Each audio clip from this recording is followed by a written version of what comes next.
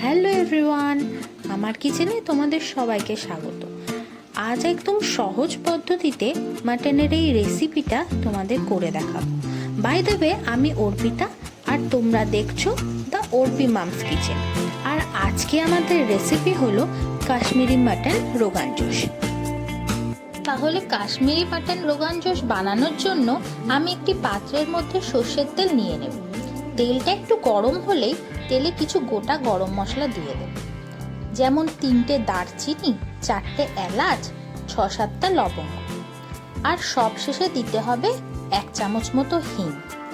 হিংটা ভালো করে তেলে মিশিয়ে নিয়ে এবার আমি মাটনগুলোকে দিয়ে দেব।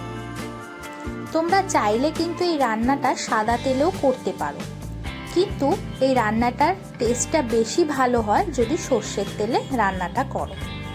এবার মাটনটা দেওয়ার পর 4-5 মিনিট আর কিছু না দিয়েই মাটনটাকে ভালোভাবে ভেজে নেব, যতক্ষণ না মাটনের কালারটা চেঞ্জ হয়ে ব্রাউন কালার চলে আসছে।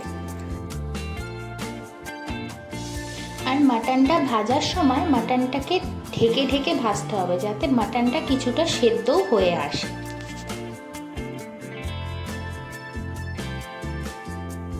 যখন মাংসের কালারটা ব্রাউন কালারে চেঞ্জ হয়ে আসবে, তখন এর মধ্যে 2 চামচ রসুন বাটা, 2 চামচ আদা বাটা দিয়ে মাংসটা একটু নাড়াচাড়া করে নেব।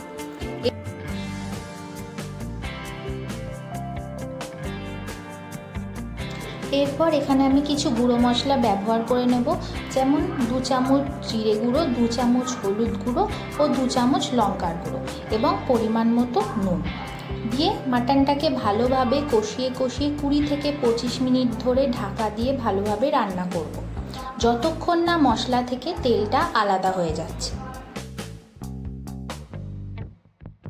যতক্ষণ মাংসটা রান্না হচ্ছে ততক্ষণ আমি এখানে একটা দইয়ের মিশ্রণ তৈরি করে নেব। তার জন্য আমি নিয়েছি 4 চামচ টক দই, 2 চামচ মৌরি গুঁড়ো আর 1 চামচ লঙ্কার গুঁড়ো।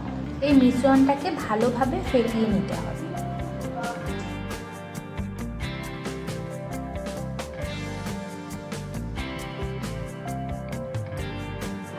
দেখো, এখানে আমার মাটনটা খুব ভালোভাবে কষা হয়ে গেছে।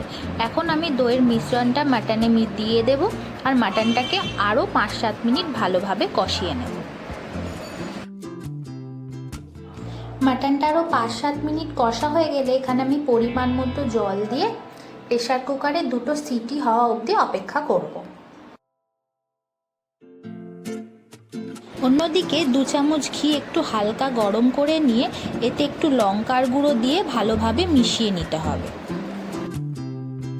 এবার প্রেসার কুকারটা খুলে মাটনে ঘিটা মিশিয়ে দিতে হবে। মিশিয়ে দিয়ে 5 মিনিট ফুটিয়ে নিলেই তৈরি হয়ে যাবে মাটন রোগান জোশ। তাহলে দেখেছো মাটন রোগান জোশ বানানো ঠিক কতটা সহজ। তোমরাও কিন্তু বাড়িতে একবার ট্রাই করে দেখতেই পারো, আর আমাকে অবশ্যই জানিও তোমাদের এই রেসিপিটা কেমন লাগলো।